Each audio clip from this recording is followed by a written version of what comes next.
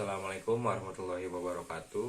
Perkenalkan, nama saya Pak Maulana Sidik dari kelas FNPM 192191208. Pada kesempatan kali ini saya akan membahas materi telaah pendidikan mengenai standar isi. Oke, pembahasan yang pertama mengenai standar isi. Pengertian dari standar isi adalah kriteria yang mencangkup ruang lingkup materi dan tingkat kompetensi yang digunakan untuk mencapai standar kompetensi lulusan yang telah ditetapkan pada jenjang pendidikan tertentu. Adapun standar isi kompetensi lulusan yang dirumuskan yaitu meliputi sikap, pengetahuan, dan keterampilan. Artinya setiap materi yang akan diterima oleh peserta didik ataupun siswa beserta tingkat kompetensinya yang sudah dirumuskan ke dalam standar isi setiap mata pelajaran. Materi dan tingkat kompetensi itulah yang nantinya akan berpengaruh pada sikap, pengetahuan, dan keterampilan para peserta didik. Lalu selanjutnya ada tujuan standar isi, yaitu rumusan standar isi ini bertujuan untuk meningkatkan kualitas pendidikan melalui pengembangan potensi peserta didik yang sejalan dengan perkembangan ilmu pengetahuan, kemajuan, dan teknologi dan seni dan budaya. Lalu selanjutnya ada fungsi standar isi, yaitu standar isi berfungsi sebagai acuan guru saat memberikan materi dalam kegiatan pembelajaran. Yang keempat, manfaat standar isi. Standar isi salah satu bagian dari standar pendidikan nasional atau bisa disingkat SNP, yaitu manfaatnya adalah untuk memudahkan pengembang kurikulum untuk memutuskan kurikulum yang sesuai di tiap jenjang pendidikan. Kemudian yang kelima ada penyusun standar isi.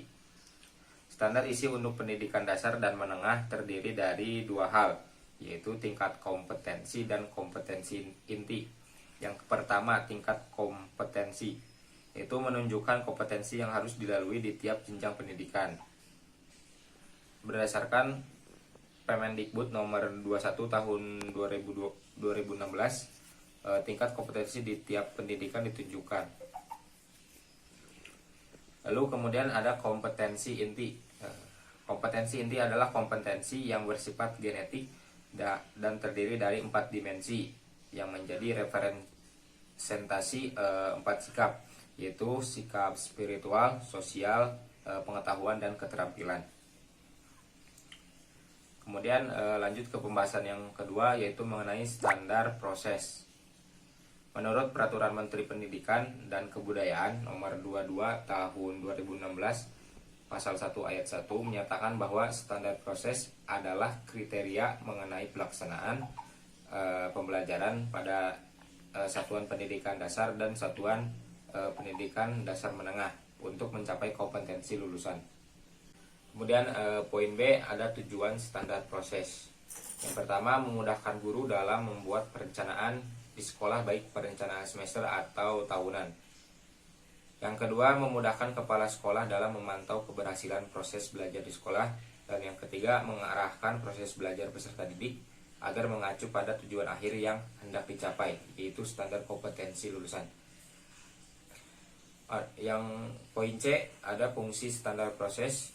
Yang pertama, mengendalikan proses pendidikan yang berjalan melalui pembelajaran.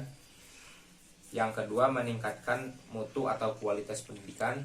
Yang ketiga, alat untuk mencapai program yang telah direncanakan oleh tiap instansi pendidikan. Dan yang keempat, menjadi acuan bagi guru untuk merencanakan, membuat, dan mengimplementasikan program-programnya. Kemudian poin D, manfaat standar proses. Standar proses bisa memberikan manfaat yang cukup signifikan pada pembelajaran, yaitu pembelajaran dapat dilakukan oleh guru selaku atau agar tercipta keadaan yang efektif, efisien, sehingga peserta didik bisa lebih mudah dalam mengimplementasikan ilmu yang didapatnya. Kemudian poin E ada komponen standar proses. Prinsip pembelajaran yang dilakukan di setiap unit satuan pendidikan haruslah mengacu pada standar kompetensi lulusan dan standar isi. Berkaitan dengan prinsip itulah, standar proses harus mencakup beberapa komponen, yaitu perencanaan proses pembelajaran, pelaksanaan pembelajaran, penilaian hasil pembelajaran, dan pengawasan proses pembelajaran. Itu sekilas mengenai standar proses. Kemudian pembahasan selanjutnya yaitu standar penilaian dalam pengembangan kurikulum. Secara umum, standar penilaian adalah memberikan suatu nilai terhadap suatu objek yang dilihat, dirasa, dan diamati. Kemudian menurut ahli yaitu Nana Sujana menjelaskan bahwa untuk dapat menentukan suatu nilai dan harga suatu objek diperlukan adanya ukuran atau kriteria. Misalnya untuk dapat mengatakan baik, sedang, atau kurang, diperlukan ketentuan atau ukuran yang jelas bagaimana yang baik, yang sedang, dan yang kurang. Ukuran itulah yang dinamakan kriteria. Sehingga dari sini kita dipahami bahwa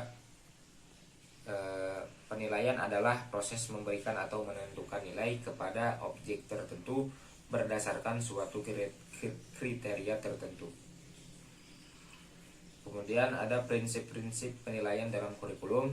Yang pertama, objektif, yang artinya penilaian berbasis pada standar dan tidak dipengaruhi oleh faktor subjektivitas penilai.